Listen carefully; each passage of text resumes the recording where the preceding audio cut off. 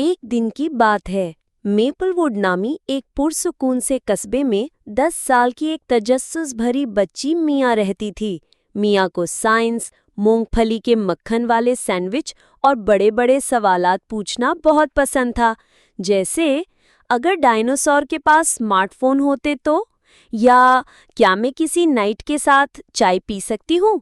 एक गरमाई दोपहर जब मियाँ अपने दादा के पुराने और गर्द-आलूद अटैची में खोज लगा रही थी, तो उसे एक हैरानकुन चीज मिली।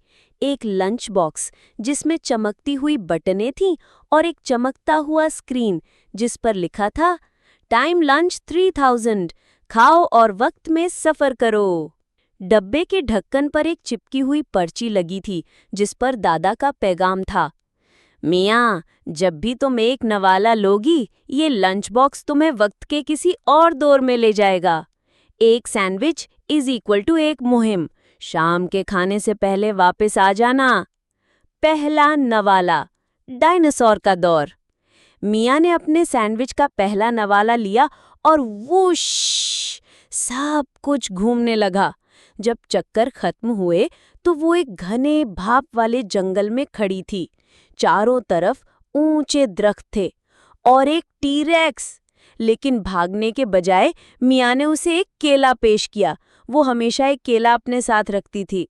टीरेक्स ने सूंघा, मुस्कुराया और उसे दोस्ताना अंदाज में नाक से हल्का सा धक्का दिया, फिर तितलियों के पीछे दौड़ गया। दूसरा नवाला, कदीम मिस्र। एक और नवाला, जूम।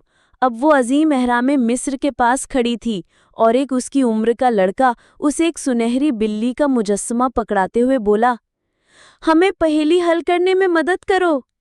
मियाँ ने कदीम निशानात पढ़े और समझा कि बिल्ली का रुख एक खुफिया खजाने वाले कमरे की तरफ है, जहाँ कीमती तूमार और चमकते हुए जवाहिरात छुपे हुए थे। तीसरा नवाला, चांद पर लैंडिंग, 1969। अगला नवाला, वुप। अब वो एक स्पेसशिप में मौजूद थी नील आर्मस्ट्रॉन्ग और बज ऑल्ड्रिन के साथ। क्या तुम तैरना चाहोगी? उन्होंने हंसते हुए कहा। मियाँ हल्के से खला में तैरती हुई हंसने लगी। ये एहसास जादुई था। आखिरी नवाला, मुस्तकबिल का जमाना। अपने आखिरी नवाले के साथ मियाँ साल 3025 में पहुंच गई।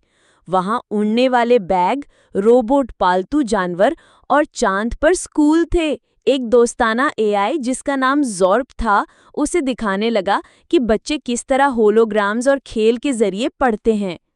ये तो सबसे जबरदस्त फील्ड ट्रिप थी, मियाँ ने खुश होकर कहा। जैसे ही उसने सैंडविच खत्म किया, लंच बॉक्स की स्क्रीन पर लिखा आया, टाइम लंच 3000 का शुक्रिया, वापस हाल में पहुंचाया जा रहा है। एक रोशनी के झमाके के साथ वो वापस अटैची में पहुंच गई, बिल्कुल उसी लम्हे जब शाम के खाने की घंटी बजी। उसके कपड़े गर्द से अटे हुए थे, बालों में चांद की चमक थी और मोज़ों में डायनासोर के दौर की घास। खाने की मेज पर माँ ने पूछा, आज का दिन कैसा गुजरा मियाँ? मियाँ ने हंसते हुए कहा, बस दुनिया से बाहर लाला।